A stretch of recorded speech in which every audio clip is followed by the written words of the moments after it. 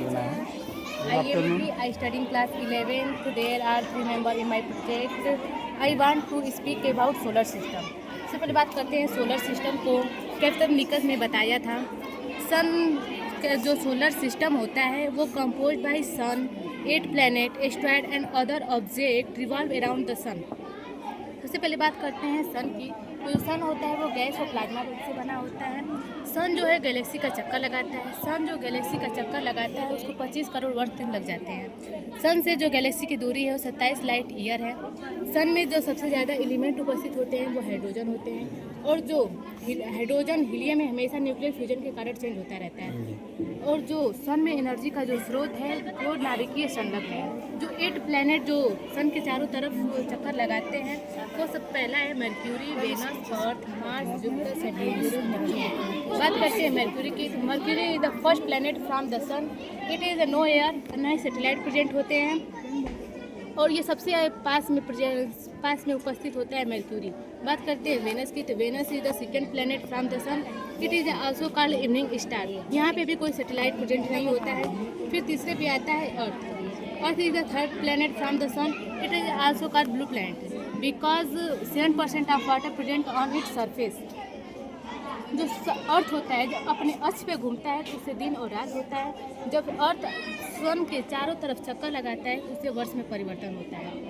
फिर मार्स जो होता है चौथा प्लेनेट होता है। इसको रेड प्लेनेट के नाम से भी जानते हैं क्योंकि इस पर आयरन ज़्यादा प्रेजेंट होता है। और इस पर सैटेलाइट जो होती हैं वो 2 होती हैं। अर्थ पे एक सैटेलाइट होता है जिसका नाम है मून। बात करते हैं जुपिटर की। तो Jupiter is the 5th planet from the sun. It is the largest planet in a solar system.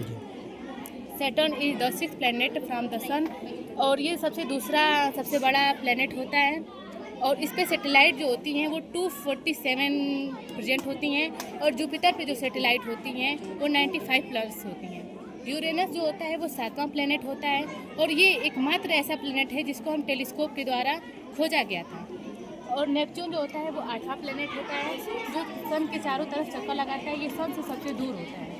और जो मार्स और जुपिटर के बीच में जो एस्ट्रॉयड होता है प्रेजेंट होता है, और एस्ट्रॉयड जो होता है वो रॉक और मेटल्स के बने होते हैं। और हमारे अंतरिक्ष में इसकी संख्या 4000 से भी अधिक होती हैं जो सन के चारों तरफ ये चक्कर लगाती हैं। और जो सबसे हॉट और चमकीली जो प्लैनेट होती है वो वेनस है, और जो सबसे दूर जो प्लैनेट होती है वो नेपच्यून होती है। वेनस को अर्थ का सिस्टर भी कहा जाता है, और जो मर्क्यूरी, वेनस, अर्थ और जो मार्स है इसको हम आंतरिक ग्रह कहते हैं क्योंकि जो ये रिंग होते हैं इस पर एब्सेंट होते हैं। ये सन से अधिक पास में होता है, ये छोटा होता है, ये रॉक के बने होते हैं। फिर जुपिटर, सैटर्न, यूरेनस, नेपच्यून को बाह्य ग्रह कहा जाता है क्योंकि इस पर रिंग प्रेजेंट होते हैं। और ये जो जुपिटर और सैटर्न होते हैं वो आइस के बने होते हैं, और सैटर्न पे जो रिंग होता है वो भी आइस के बना होता है जो रिवॉल्व करता है प्लेनेट के चारों तरफ। यूरेनस और नेपच्यून जो होता है वो गैस के बना होता है, गैस का बना होता है। और उसके बाद से जो सबसे बड़ा एस्ट्रॉयड होता है उसको हम सीरियस के नाम से जानते हैं। और 4 वेस्टा एक ऐसा एस्ट्रॉयड है जिसको हम अपनी आंखों से देख सकते हैं। एस्ट्रॉयड के हमारे पृथ्वी से गिरने से कोई झील का भी निर्माण हुआ है जिसको हम लोनार झील के नाम से जानते हैं। और सबसे बड़ा जो सैटेलाइट है उसको हम नीलोम्बो के नाम से जानते हैं जो बृहस्पति का होता है। और जो मार्स का जो सैटेलाइट होता है उसको सबसे छोटा होता है जिसको हम डिवोस के नाम से जानते हैं। Thank you sir. जो हमारा अर्थ है यह कितने समय में अपना एक चक्कर लगा लेता है? 365 दिन अपना चक्कर अपनी धुरी पे अपने 24 घंटे अपनी धुरी पे घूमने का परिणाम क्या होता है? वो उससे घूमता है तो उससे रात और दिन होता है।